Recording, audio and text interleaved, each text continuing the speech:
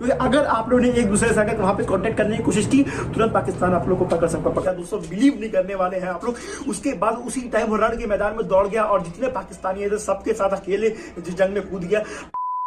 नमस्कार। सियाचिन दुनिया का सबसे बड़ा युद्ध का मैदान पाकिस्तान और चाइना के बीच में एक दीवार बनकर खड़ा हुआ है। अगर ये सियाचिन ना रहे तो पाकिस्तान और चाइना एक हो सकता है। इसको तोड़ने की कोशिश पाकिस्तान ने 1978 में की और भारत की वीर सैनिकों ने उसको वहीं पे खदेड़ के रख दिया। और कैसे खदेड़ा, क्या खदेड़ा, वो उसकी दुनिया दीवानी रह गई है। और तो आज तक वो कहानी जिसको कई जगह छू पेपरों में दबी रह गई है, वो हिस्ट्री को सगाने में खदेड़ कर लेकर आया हूँ, निकाल कर आया हूँ सिर्फ आपके लिए। दोस्तों इस वीडियो का एंड तक जरूर देखिएगा। अब बताऊंगा आपको मैं कैसे भारत के वीर सैनिकों ने ऑपरेशन मेघदूत, ऑपरेशन राजीव और कैसे कायक पोस्ट को बंकर को लेकर 12 पोस्ट बंकर में कन्वर्ट किया। ये कैसे उन्होंने किया और कैसे उस टाइम के लोगों ने अच्छे कपड़े नहीं थे, एक नॉर्मल हम लोग जैसे कपड़े पहन के हो गए, जहाँ की सेल्सियस -55 डिग्री होती है। हम और आप अगर वहां रह जाए तो हम लोग हाथों के नसले, हाथों को पूरा हाथ काटना पड़ सकता है, काला पड़ जाता है। और उस कंडीशन में भी हमारे वीर सैनिकों ने वहां लड़ाई किया। और पाकिस्तान जिसके पास पूरा बेल्ट जैकेट था, यूरोपियन जैकेट था, और भारत के पास जैकेट क्यों नहीं था, क्यों नहीं उसको मिला, इस वीडियो के एंड तक आपको जरूर पता चला आखिर वो ऐसा क्या था। तो वीडियो का एंड तक जरूर देखिएगा, कहीं मिस ना करिएगा। तो आए जानते हैं दोस्तों कि आखिर जो सियाचिन आखिर कितना बड़ा है, कितना विशाल है, और पाकिस्तान और चाइना के बीच में कितना किलोमीटर का डिफरेंस पैदा कर देता है। और भारत को सियाचिन कैसे दीवार पर खड़ा हुआ है। सबसे पहले आप लोग देख रहे होंगे दोस्तों, सियाचिन जो है वो पूरे ऑल ओवर जो आपको पाकिस्तान पूरे वर्ल्ड हमारे यहाँ पे है, आई मीन यहाँ पे जितना पूरा सियाचिन है पूरा 75 किलोमीटर में पूरा फैला हुआ है। 75 किलोमीटर में पूरा चौकोर ट्राइंगल शेप में पूरा फैला हुआ। आप लोग देख रहे होंगे आपने, ये पूरा ट्राइंगल शेप में पूरा फैला हुआ है, जिसको पाकिस्तान चाहता था कि जो सबसे टॉप पोस्ट है उसको कब्जा करे, लेकिन वो कब्जा नहीं कर पाया भारतीय सैनिकों की वीरता की बदौलत। जी हाँ दोस्तों, तो आखिर वो और दूसरी बात दोस्तों, अगर हम जैसे आम जैसे जनता वहां पर रहती है तो 35 फीट जो पूरा स्नोफॉल होता है, अगर उस 35 फीट में अगर हम लोग हाइट देखें नॉर्मल 5 से 7 फुट होगी, समझ लीजिए कितना 4 से 5 गुना ज्यादा हम लोग उतना फीट होती है और पूरा जमीन में ढल जाते हैं हम लोग, इतना ज्यादा वहां पे होता है, स्नोफॉल होता है। और दूसरा सबसे खतरनाक कारण, आप लोग अगर एक नॉर्मल वहां पे 6 किलोमीटर चलना पड़ता है पहाड़ पे। जी हाँ दोस्तों, पहाड़ पे आप लोग वहां पे इतनी पहाड़ी 6 किलोमीटर चलना पड़ता है। फिर सुनिए दोस्तों, 6 किलोमीटर चलना पड़ता है, सीधे नहीं, ऐसे सीधे स्ट्रेट चलना पड़ता है, एकदम स्ट्रेट खड़ी पूरा होता है, वैसे हम लोग को पहाड़ पे चढ़ना पड़ता है। 6 किलोमीटर चढ़ना पड़ता है, इतना लंबा 6 किलोमीटर आप लोग बिलीव नहीं कर पाओगे। 1-2 किलोमीटर तो आप लोग बहुत पसंद है, 6 किलोमीटर सीधा चढ़ना, ऊपर से लगातार कभी भी बर्फ ऊपर से होगा, एक बार बर्फ अगर टकरा गया तो 35 फीट आप लोग नीचे उसमें घुस जाएंगे।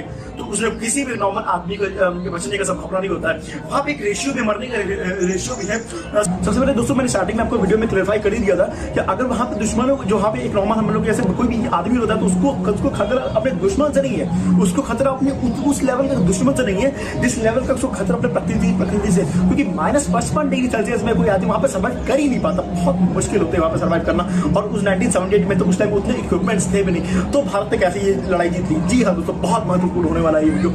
दोस्तों दूसरा एक मरने का रेशियो, एक टाइम की बात है, हम जब भी कोई आदमी बोलते थे, जब भी कमांडर बोलते थे अपने सेना को बोलते थे, 3 या 4 सेना को बोलते थे कि आप लोग चाहिए एक बार दौरा करके सियाचिन में, सब कुछ नॉर्मल है, कोई कहीं दुश्मन अटैक तो नहीं किया, किसी दुश्मन वहाँ पे आके बैठा तो नहीं, कहीं बंकर बना के बैठ तो नहीं किया। तो अगर वहाँ पे पहले वो लोग क्लियरफाई कर देते थे, तुम जाते रहे हो 4, लेकिन लौटो की सिर्फ 3। जी हाँ दोस्तों, हम मरने का कैटेगरी इतना है कि लौटो को सिर्फ 3। और ऐसा होता है यार, क्योंकि वहाँ पे एक आदमी या तो उसकी पानी भर जाएगा, या तो वो जम जाएगा वहीं पे, या तो कुछ ना कुछ प्रकृति से उसकी डेथ वो है। और बहुत वहाँ पे ऐसा नॉर्मल है वहाँ पे। दोस्तों 1977 में 1978 में तो ये सब तैयारियां हो रही थी, लड़ाई का युद्ध की तैयारी हो रही थी। उससे पहले क्या आई आपको बताता हूँ 1977 में आखिर ऐसा क्या था। भारत की जो पाकिस्तान थी उन्होंने क्या चाल चला, क्योंकि जब हम लोग को जब ये डिवाइड किया गया था सब कुछ, तो उसमें सारा कराची का सब अलग हो गया था और सियाचिन का जिक्र नहीं हुआ था। वहां पे भारत की भूल हो गई थी, सियाचिन को भारत वहां पे छोड़ दिया था उस टाइम, ठीक है। तो अब भारत ने जब सियाचिन को वहां पे छोड़ दिया, तब तो पाकिस्तान के दिमाग में आया कि अब हमें चाइना से कनेक्शन बनाना है, तो सियाचिन के दीवार को तोड़ दो और जिससे हम लोग का कनेक्शन सीधा स्टेट बन जाए, पूरा स्टेट बन जाए। लेकिन भारत को 1978 में पता चली, बताते हैं कि 1978 में तो भारत को यार पता था कि ये ऐसा होने वाला है और हम लोग भारत तैयारी कर रहा था। आखिर भनक कैसे लगी इस चीज की बाकी पाकिस्तान कुछ हो सकता है, सियाचिन में कुछ कब्जा का कुछ सीन चल रहा है वहां पे कि पाकिस्तान अटैक कर सकता है, कुछ वहां पे खतरा की घंटी कैसे पता चली? जी हाँ दोस्तों, 90 उससे पहले एक साल पहले 1978 में 77 में भारत और पाकिस्तान ने क्या कहा, यूरोपियंस को बोला और सियाचिन को ही क्यों चुना उन लोगों ने? क्योंकि आप लोग को याद है कि एक तो हो गया बॉर्डर वाला सीन, ठीक है, दूसरा उन्होंने क्या कहा, जब डिस्ट्रीब्यूशन हो रहा था हम लोगों का, कराची डिस्ट्रीब्यूशन जब हो रहा था, तो कराची जब उस टाइम हो रहा था तो उस टाइम सियाचिन का जिक्र करना भारत भूल गया था और पाकिस्तान इसी चीज का फायदा उठा रहा था। पाकिस्तान इसी चीज का फायदा उठा रहा था कि पाकिस्तान ने कहा सीधा यूरोपियंस को बोला कि आप लोग हमारे देश आए। जी आप लोग सही सुना आपने, पाकिस्तान ने कहा कि आप लोग हमारे देश आइए और हमारे देश आकर के आप लोग देखिए, क्योंकि यूरोपियंस को पहाड़ पर चढ़ने का बहुत शौक था, तो आप लोग हमारे देश आइए और पहाड़ पे चढ़िए और वहां से सब नजारा देखिए कि कैसे लग रहा है। तो उन्होंने ऐसा क्यों कहा? क्योंकि उन लोगों ने, क्योंकि वो चाहता था कि अगर एक बार अगर यूरोपियंस आए यहाँ पे तो हमारे पास ये कागजी कार्रवाई कानूनी को वो हो जाएगा कि हाँ, कागज पे नाम लिख जाएगा कि हाँ कि सियाचिन पाकिस्तान के अंदर है। तो लेकिन भारत को ये इसी खबर लगी और जब भी जैसे वो आए और भारत ने सीधा बोला कि आप लोगों की परमिशन भारत में मिस्सी से लेनी पड़ेगी क्योंकि सियाचिन अभी भी भारत में है। जी हाँ दोस्तों, तो उन्होंने ऐसा कहा। फिर क्या हुआ? अब अगला पार्ट तो उन्होंने वहां पे तो डिक्लाइन कर दिया। अब दूसरी बात जो अब उन्होंने कहा कि कुछ न कुछ तो जल्दी से जल्दी सियाचिन पर कब्जा करना पड़ेगा, अपना भारत की झंडा वहां पर लगाना पड़ेगा, वहां पे बंकर्स में वहां पे अपने आप को पहुंचना होगा। अगर नहीं पहुंचे तो पाकिस्तान कुछ न कुछ तो ऐसा कर सकता है, नहीं तो चाइना वहां पे पास करके 1962 में चल दी हम लोग वहां पे एक लड़ाई हुआ था उत्तराखंड में। उसके बाद अब अगला बात, अब सियाचिन को कब्जा करना बहुत जरूरी है, नहीं किए तो दोनों दुश्मन आपस में पास आ सकते हैं। तो अब भारत क्या कहा? अब भारत ने जाकर के सीधा बोला अपने सेना को बोला कि आप लोग जल्द से जल्द तैयारी करिए। 1978 का वो टाइम आ गया था, भारत ने बोला आप लोग जल्द से जल्द तैयारी करिए, सियाचिन पे कब्जा करना है हमें, सियाचिन को अपने हाथों में लेना हो, नहीं तो अगर सियाचिन नहीं तो आज देश नहीं रहेगा हमारा। तो अब उन्होंने सबसे पहले कि ठीक है, तो सेना ने सबसे पहले गई यूरोपियंस के पास गई, यूरोपियन जो यूरोप से, क्योंकि हम लोग को उस टाइम इतने इक्विपमेंट नहीं थे, हमारे देश में कपड़े नहीं बनते थे। आप लोग ये कपड़े देख रहे होंगे, इस कंडीशन में ये कपड़े पाकिस्तान पहन करके आया था और ऐसे कपड़े भारतीय सेना इस कपड़े में लड़ाई किया था, वहां पे लड़ा था और कितने बहादुरी से लड़ा था, वो बहुत महत्वपूर्ण होने वाला है इस वीडियो में दोस्तों। अब उसके बाद अब मैटर क्या था यहाँ पे, यूरोपियंस के पास हम लोग गए, बोले हम लोग को इतने हजार मात्रा में हमको इतने सूट्स चाहिए। यूरोपियंस ने सीधा यूरोपियंस का जवाब आया, नहीं हम आपको अभी नहीं दे सकते, हम आपको देंगे एक साल बाद ही देंगे, इस साल अब हम आपको नहीं दे सकते। भारत को बोला कि क्यों? भारत को लगा कि ठीक है अब नहीं दिया, अब यहाँ पे दिया कि नहीं दी। फिर भारत लौट रहा था, लौटते फिर वहां पे पूछ लिया, वहां जाकर वापस से एक सेना जाकर पूछिए वहां पे क्यों नहीं आप हमको दे रहे, मतलब क्यों, मतलब कि किस लिए? तो उन्होंने कहा हमारे पास पहले से प्री ऑर्डर्स रखे हुए हैं, तो अभी हमारे पास इतने मैन पावर्स नहीं, इतने हमारे आदमी नहीं कि हम आपको दोबारा बना पाए। तो उन्होंने बोला कि रखे हुए पहले से, मतलब कि पहले से प्री ऑर्डर्स दिए हुए। भारत में किसने दिया आपको प्री ऑर्डर्स पहले से? पाकिस्तान ने। भारत बोला अभी तो हम लोग सोच रहे थे लड़ाई करने का, ये सब तो पहले से प्री प्लान करके बैठे हुए कि हाँ हम लोग को ढाबा फोड़ना है। अब भारत का सही बता, उस टाइम जो टेम्पर भारत का हुआ था, सेना का हुआ था, एकदम भयंकर कि ये तो हम लोग सोच रहे थे, वहां प्री प्लान पहले से पाकिस्तान का था। पाकिस्तान के पास सूट से, भारत के पास सूट से नहीं, कैसे भारत लड़ेगा? एवरेज रेशियो आप लोग जान रहे हैं कि अगर कपड़े पहन के दिखाएं तभी आपको समझ जाने 4 में 3 लौटेंगे। उस रेशियो में भारत कैसे लड़ेगा ये सब माइंड में उस टाइम सब कुछ चल रहा था। लेकिन भारत ने बोला नहीं, देरी नहीं कर सकते। अगर आज देरी किए तो सियाचिन कब्जा हुआ, और सियाचिन कब्जा यानी देश का कब्जा होना तय है, क्योंकि चाइना और पाकिस्तान को एक नहीं होने दे रहा है। सियाचिन वो दीवार है जिसको हमको बचा कर रखना होगा। तो यूरोप से जब बात करके हमारे जो ब्रिगेडियर मेजर जनरल जब भारत आए, उसके बाद उनके साथी जो नगेंद्र थे, जब उन्होंने नेतृत्व कर रहे थे जो हमारे, तो उन लोगों ने आपस में बातचीत किया कि एक तो सरकार की तरफ से ऑर्डर तो आ चुका था, आप लोग अटैक कर रहा है। तो उन लोग को ये था कि अभी हमारे पास सूट्स नहीं थे, सूट्स तो वहाँ यूरोप से तो ना तो मिल ही गया था। तो अब यहाँ पे जो हमारे ब्रिगेडियर थे, उन्होंने कहा चाहे आग चढ़ाई चढ़ो करो, चाहे कल चढ़ो, मरना तो मरना तय है, तो चाहे पहले चलो, पहले ये काम कर ले जाए। तो उन्होंने सीधा ही आकर अपने भारत के वीर सैनिकों को कहा कि ऐसी ऐसी बात है, चाहे आज चढ़ाई चढ़े चाहे कल चढ़ाई चढ़े। तो सियाचिन को क्या पाकिस्तान के हवाले होना है?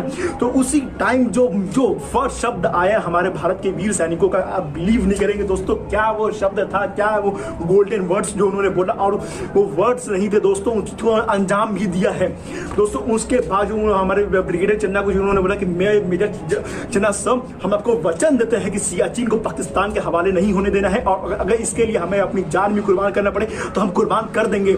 ये जो शब्द था, ये नॉर्मल शब्द नहीं था, जो ये वर्ड्स जो हमारे फौज के, हमारे इंडियन आर्मी ने जो बोला, उसके बाद उसी समय मेजर चन्ना ने सीधा बोल दिया कि चलो चढ़ाई चढ़ दो इसी वक्त, अब देरी नहीं कर सकते। दोस्तों अब जो मेजर चन्ना के आदेश के बाद अब भारत के वीर सैनिकों सियाचिन पे चढ़ाई चढ़ना शुरू कर दिए थे, वहां पे आगे मूव कर दिए थे। उन्होंने अपने साथ पहले तो कुछ वेपन्स लिए थे, उससे उन वेपन्स को आपने पहले देख लीजिए क्या है। एक मोटार उस टाइम जो होता था, मोटार उन्होंने ले गए थे, जो छोटे आकार का होता है और कम टाइप तोप टाइप का होता है, वो फायर आउट करता है। एक मोटार ले गए थे, और एक तो आप देख रहे होंगे जो एक ले गए हैं आप लोग का RPG, ये जो मिसाइल टाइप्स का होता है, ये छोटा जो यहाँ पे रख के शूट किया था, यहाँ पे एक RPG ले गए थे। बस ये दो टैंकर्स नहीं ले जा सकते थे, क्योंकि वहाँ पे बर्फ होता है, ये सब होता है, तो टैंक बैग नहीं ले जा सकता था वहाँ पे। तो अब और एक बात, और मेजर चन्ना का वहाँ पे एक सख्त आदेश था, वहाँ पे सख्त, वहाँ पे एक रूल वहाँ पे उन्होंने बोल दिया था वहाँ पे कि आप लोग जब भी चढ़ाई चढ़िएगा, आप लोग में से कोई भी अपना जो रेडियो ऑपरेटर है वो ऑन, और रेडियो सिग्नल ऑन मत करेगा, क्योंकि अगर आप लोगों ने एक दूसरे से अगर वहाँ पे कॉन्टेक्ट करने की कोशिश की, तुरंत पाकिस्तान आप लोग को पकड़ लेगा। तो आप लोग भी चढ़ाई चढ़ना, और पाकिस्तान में तुरंत अटैक वहाँ मूड में आ सकता है। तो हम लोग को भी साइलेंटली ये काम करना था, जब शोर नहीं करना था। तो उसके बाद तो यहाँ तक सब कुछ नॉर्मल था, लेकिन उसके बाद एक ऐसी प्रॉब्लम हुआ, जो रेडियो ऑपरेटर था हमारा भारत की तरफ से वीर ऑपरेटर थे, उनके फेफड़ों में पानी जम गया, और उसी टाइम उनकी डेथ हो गई। जी, और दोस्तों उसी टाइम वो वहीं पे शहीद हो गए फेफड़ों में पानी भरने की वजह से।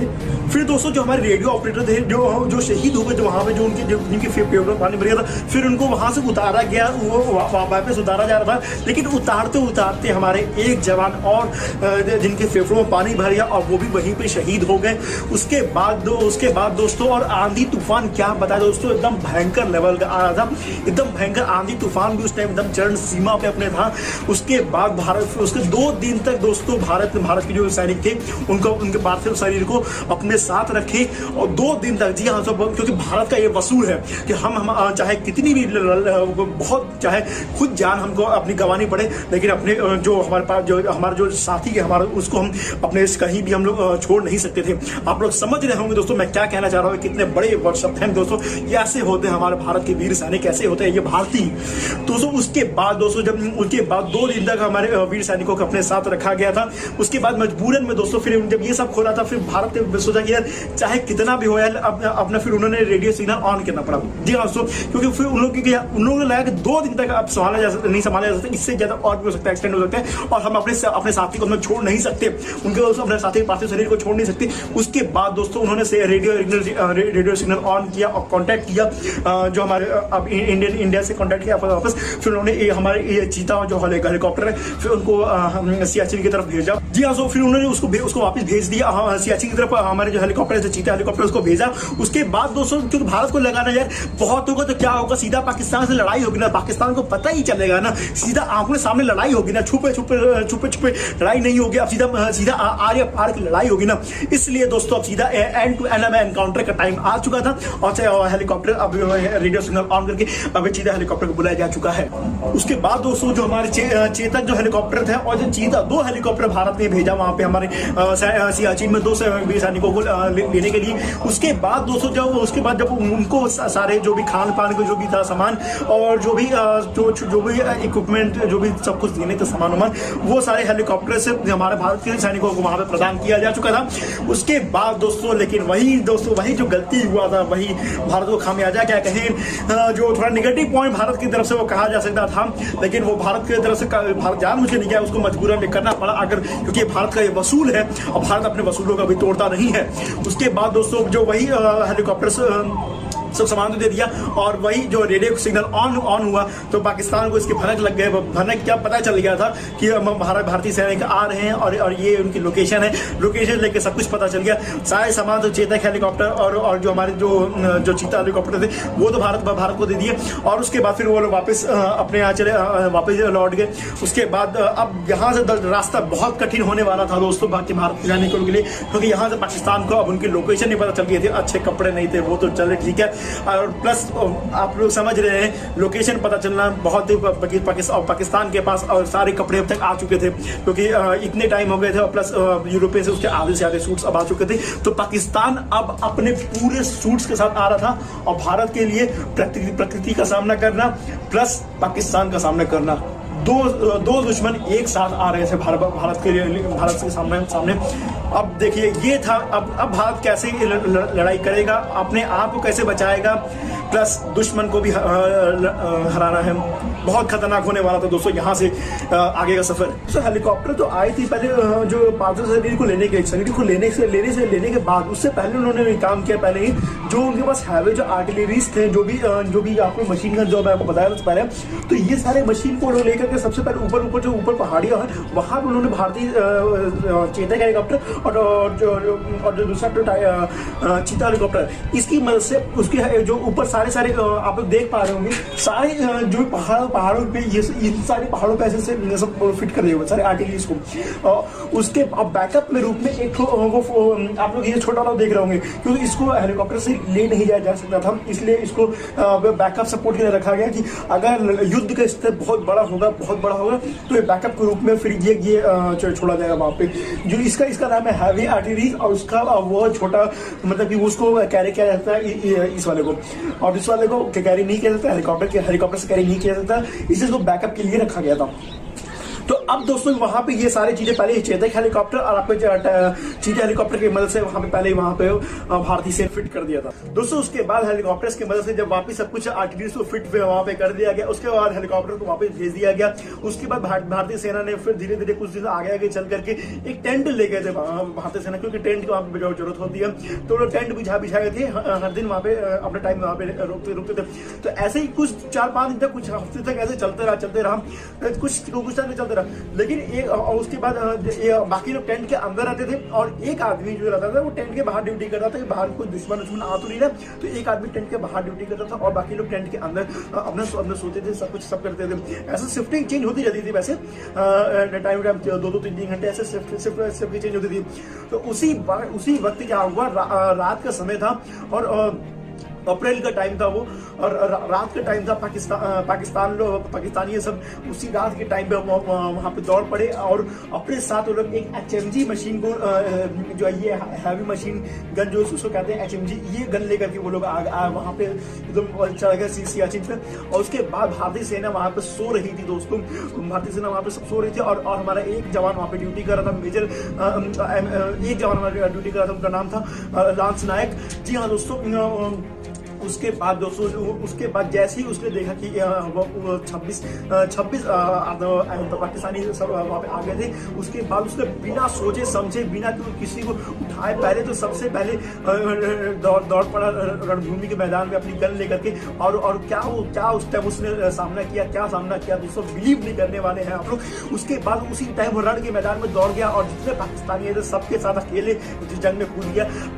उसके इस मदद की वजह से भारतीय सेना वहां पे उठ तो गई, वहां पे सो के उठ गई, क्योंकि उनको पता कि जंग छिड़ गई है, और वो लोग उठ तो गए वहां पे। और उसके बाद जो लांस नायक थे, जो मशीन गन लेकर के आया जो बंदा पाकिस्तान की तरफ से, तो उसको सीधा हेडशॉट मारा, और सीधा यहाँ लेकर, और उसकी भी जो मशीन गन जिसके पास पाकिस्तान को, उसका भी गोली जाकर लांस नायक को सर पे लग गया। फिर वो वहां पे शहीद तो नहीं हुए, अभी भी मतलब आखिरी सांसें थी, और उनका जब वो सर पे गोली लगी थी, उसके बावजूद भी उनका जो हाथ था वो बंदूक पे था। ये देख के पाकिस्तान दहल सा गया कि कैसे एक आदमी सर पे गोली लगी है, उसके बावजूद हाथ लेकर के फायरिंग करके किए जा रहा है। उसकी लांस नायक की इस वीरता की वजह से हमारे और बाकी भारतीय सेना भी उठ गई, और वो तो मैदान में कूद गए, और 26 पाकिस्तानी आए थे, और उनको उसी टाइम गोलियों से भून के रख दिया। और उस टाइम भारत ये नहीं देखा कि क्या ठंड है, क्या वो है, क्या वो सब भारत ने उस टाइम नहीं देखा। उस टाइम से भारत ने ये देखा कि सामने 26 पाकिस्तानी और हमारे देश को बचाना है, भारत माँ की रक्षा करना है। और वो सारे पाकिस्तान सब पूरा वर्ल्ड अपने जो ये मैंने आपको दिखाया था स्टार्टिंग में, इस कपड़े में जब भारतीय सेना इसी कपड़े में लड़ाई में कूद गई, अब पूरे 26 पाकिस्तानियों को मार दी। और उसके बाद सिर्फ एक भारतीय हमारे वहां पे नहीं, कोई किसी भारतीय की मृत्यु नहीं हुई, वहां पे कोई भारतीय वहां पे शहीद नहीं हुआ उस टाइम वहां पे। उसके बाद क्या वो लड़ाई थी दोस्तों, क्या थी वो, तो उसके बाद भारत ने उन्हीं के कपड़े जो भी जितने पाकिस्तानी थे उन्हीं के कपड़े उतार लिया। और हम तो देसी ही रहे यार, हम लोग समझते हैं। उसके बाद फिर उन्हीं के कपड़े उठा के तो हम लोग खुद पहन लेंगे। उसके बाद हम लोग खुद और उसके बाद जो पाकिस्तान के जो दूसरे जो बेस पे जो लोग वहां पे, उनको लगा कि ये जो हमारे जो 26 जो उनके पाकिस्तानी है वो वहां पे रक्षा कर रहे हैं। वहां पे उनको क्या पता कि वो 26 पाकिस्तानी वहां पे रक्षा नहीं कर रहे, वो कहीं और रक्षा कर रहे थे। जी हाँ दोस्तों, उनको कहाँ पता था। उसके बाद जैसे वो लोग क्या किया, और बाकी जो खाने पीने से लेकर और बाकी जो ड्रेस थे वो उठा करके अपने एयरक्राफ्ट की मदद से वहां पे गिरा दिया गया। लेकिन उनको क्या पता था कि वो भारत को मतलब प्रोवाइड कर रहे हैं, वो असल में वो पाकिस्तान को नहीं प्रोवाइड कर रहे हैं। पाकिस्तान के वो सैनिक तो कब का सड़क से भाग गए हैं दोस्तों। उसके बाद भारत का जो क्या कहेंगे जो मनोबल था 7वें आसमान में था। भारत को उस टाइम सब कुछ मिल चुका था, खाना मिल गया था, कपड़ा मिल गया था, सब कुछ मिल गया था। जो एक जवान को और क्या चाहिए, खाना और कपड़ा। उस सिचुएशन में और क्या चाहते एक जवान को उस टाइम भारत ने फिर वो मिल गया। उसके बाद भारत ने गैंगला और उसके बाद सेंट्रोला और सियाला से लेकर जितने वहां पे पहाड़ थे, जितने वहां पे जगह थे, पूरा धीरे धीरे करके वहां पे कब्जा कर लिया। और ऐसे करते करते भारत ने पूरा सियाचिन को कब्जा कर लिया धीरे धीरे, सिर्फ कुछ मिनटों में। क्योंकि जो वो शुरुआत का जो लेंस जो हमारे नायक थे, उन्होंने जो वो मोटिवेशन जो उस टाइम जो अपनी शहीदी उन्होंने उस टाइम दिया था, वो भारत के कोई भूल नहीं सकता दोस्तों। उसके बाद भारत को सबसे ज्यादा थोड़ा सा कठिनाइयां आई। साल्टोरो रेंज को कब्जा करना बहुत जरूरी था, क्योंकि वो भारत को अगर वो साल्टोरो रेंज कब्जा होता तो साल्टोरो से एक साइड भारत पाकिस्तान को नजर रख सकता था और एक साइड अक्साई चाइना पर नजर रख सकता था। जो बलूचिस्तान जो होता है वो वहां पर भारत नजर रखता था और एक साइड से अक्साई चाइना पर नजर रख सकता था कि इधर से ना कोई आए ना इधर से कोई आए। तो वही जो बॉर्डर था, जो मेन बॉर्डर था, जो सोल्टार रेंज था, जो वही मेन बॉर्डर था, वहीं पे भारत को कब्जा करना था। और वो थोड़ा मुश्किल था, लेकिन भारत ने कब्जा कर लिया। क्योंकि बस क्या था कि वो जो उसके पहाड़ था, वो जो हम लोग जो जैसे ही स्टार्टिंग मैंने बताया था, वो ऐसे चलने वाला नहीं था। पूरा पहाड़ ऐसे चढ़ने वाला था। आप लोग फिगर में देख रहे होंगे, पूरा ऐसे एकदम स्ट्रेट चढ़ने वाला है। इस पे भारत को थोड़ा चढ़ाई चढ़ने पर परेशानी आई, लेकिन क्या ही था, सब सूट से लेके सब कुछ भारत के पास आ गए थे सारे। अब क्या भारत को कमी की चीज थी, भारत को थोड़ा कठिनाइयां आई, लेकिन भारत वहां पे ऊपर तक पहुंच गया, जिससे कि भारत एक साइड से आपका ये पाकिस्तान को देख लिया और एक साइड से आपको अक्साई चाइना को देख लिया। और तो देश से देखते जब इस और दोस्तों देखते देखते कुवायूं रेजिमेंट के वीर जवानों ने और लद्दाख स्काउट के जो हमारे वीर जवानों ने देखते देखते उसके बाद जब किला फतेह कर लिया, उसके बाद जब हमारा भारत का जो आप लोग देख रहे होंगे ये झंडा जब लेकर के वहां पे लोग सियाचिन ग्लेशियर में गाड़ा और सियाचिन जो ग्लेशियर था उसको अपने कदमों में रख दिया। वो जो हमारे वीर जो उस टाइम हम लोग कहे जाने वाले जो हमारे वीर सैनिकों ने उस टाइम जो वो प्यारा झंडा जब भारत की जो सियाचिन पे जब गाड़ा, देखते देखते पूरा दुनिया दीवानी हो गई कि क्या वो लड़े थे, क्या वो जीत दोस्तों आज भी पूरा देश याद करना चाहिए। इसलिए मैंने ये वीडियो उस इतना मुश्किल से दबा हुआ था, पूरा रिसर्च किया मैंने उस पे पूरा 1978 पे, और उसके बाद ये वीडियो लेकर के आया दोस्तों। उनकी ये वीडियो लाना आपके सामने बहुत जरूरत था, क्योंकि ये जो वीडियो था हमारे यूथ के लिए बहुत इंपॉर्टेंट होने वाला था। इसलिए मैंने ये वीडियो आप लोगों के लिए लेकर के आया दोस्तों। अगर वीडियो दोस्तों पसंद आया दोस्तों, तो अपने जितने भी इंडियन आर्मी से रिलेटेड, अगर आपको इंडियन आर्मी में जाना है या फिर आपको कोई भी मिलिट्री या फिर कोई भी एग्जाम्स देने हैं, तो ये वीडियोस आप लोगों के लिए काफी इंपॉर्टेंट होने वाले हैं और हमारा यूथ को ये वीडियो देखना बहुत जरूरी था दोस्तों। बस आज के वीडियो में इतना ही, मिलते हैं आप लोग से अगले वीडियो में। तब तक के लिए जय हिंद, वंदे मातरम।